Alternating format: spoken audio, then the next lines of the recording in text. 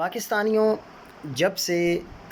ہمارے وزیر اعظم صاحب اور ہمارے فیلڈ مارشل صاحب نے امریکہ کا دورہ کیا ہے اور واشنگٹن ڈی سی میں عرب ممالک کی ملاقاتیں بھی ہوئی ہیں، ٹرمپ کے ساتھ بھی اور اسرائیل کے وزیر اعظم نیتن یاہو کے ساتھ بھی،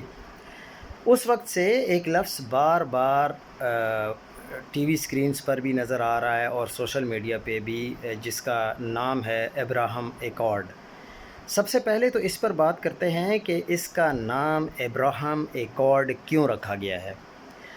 اس میں اصل میں ابراہیم علیہ السلام کا جو مذہب تھا وہ، اور ہمارا جو مذہب ہے اسلام، ان کو ڈسکس کیا گیا ہے۔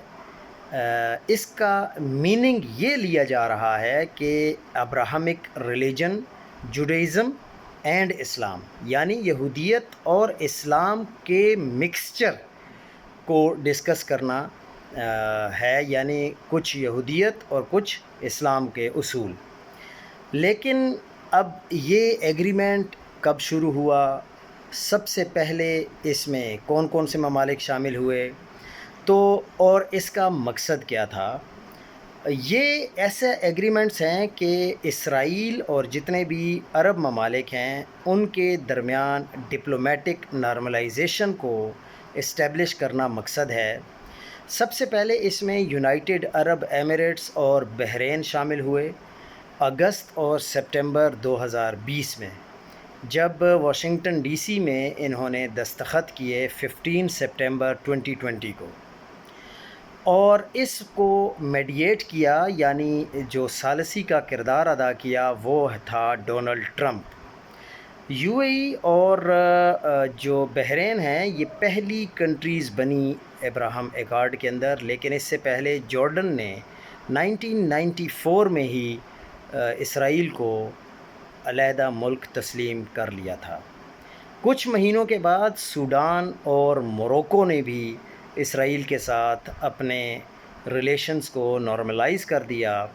لیکن 2024 تک جو سوڈان ہے وہ ان کا جو ایگریمنٹ تھا وہ کمپلیٹ نہیں ہوا تھا۔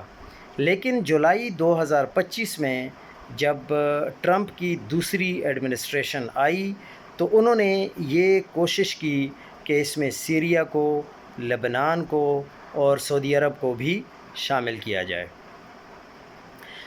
لیکن یہ بنا اس لیے تھا کہ جو ایران میں شیئرڈ کنسرنز ہیں سعودی عرب کو اور عرب ممالک کو اور اسرائیل کو، ان کے خلاف یہ بنایا گیا تاکہ سنی عرب کنٹریز جتنی ہیں اور اسرائیل، ان کے درمیان آفیشلی کوآپریشن شروع ہو جائے۔ تو اس کے لیے اسرائیل نے سن 2018 میں گلف سٹیٹس